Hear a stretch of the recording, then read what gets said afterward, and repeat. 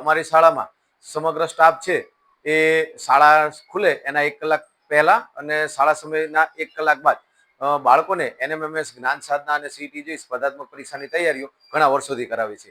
એના પરિણામે છેલ્લા 5 વર્ષમાં સુરેન્દ્રનગર જિલ્લામાં તો અમારી શાળા પ્રથમ નંબરે હોય છે, પરંતુ રાજ્યમાં પણ 1 થી 5 નંબરે અમારી શાળા આવે છે.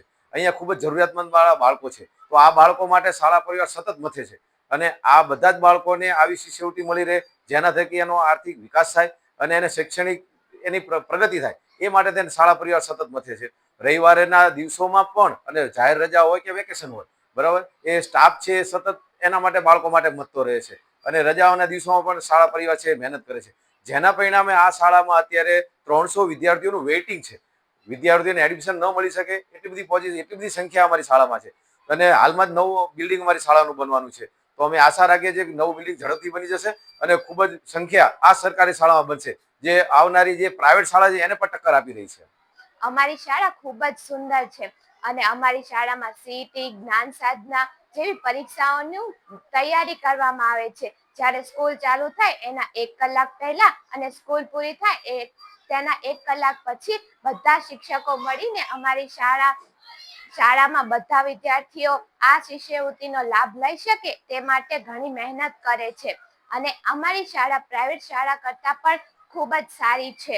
અમારી શાળામાં બાળ મેળો, વિજ્ઞાન મેળો, ઘણી બધી પ્રવૃત્તિઓ થાય છે અને રવિવારના દિવસે પણ અમારી શાળા ચાલુ હોય છે.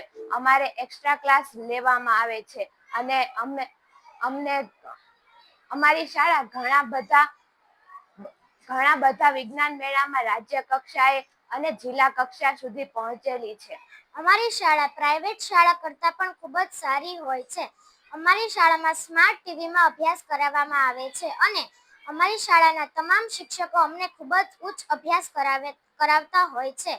શાળામાં અમને શાળા ખુલે તેના 1 કલાક પહેલા અને 1 કલાક બાદ અમને અભ્યાસ કરાવે છે. શાળામાં સ્પર્ધાત્મક પરીક્ષામાં સીઈટી, એનએમએમએસ, જ્ઞાન સાધના જેવી પરીક્ષાઓમાં અમને ખૂબ જ સારી રીતે અભ્યાસ કરાવે છે અને અમારી શાળામાં ખૂબ જ સારી છે